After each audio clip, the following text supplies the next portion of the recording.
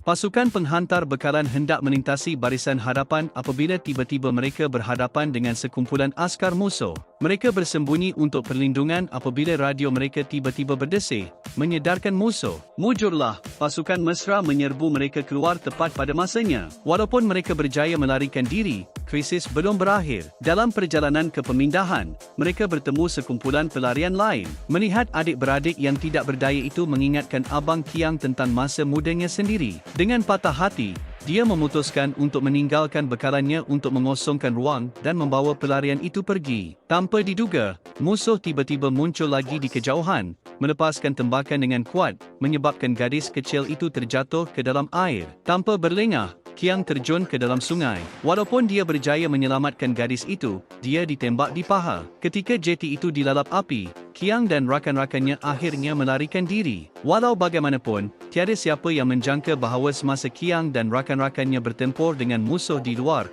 isterinya di rumah sentiasa diganggu oleh jiran-jiran. Dia juga mengutuk Abang Kiang untuk mati dalam pertempuran. Pada hari itu, Cui Hua, yang telah menahan emosinya selama ini, akhirnya meletus. Bagaimanapun, ketika mereka bergaduh dengan sengit, penampilannya serta-merta menghilangkan kemarahan Cui Hua, mengubahnya menjadi keadaan gembira. Saudara Kiang kemudian menggunakan kondom untuk mengubah suai kedai dan memberikan Cui Hua hadiah perkahwinan yang lewat. Filem ini berakhir di sini.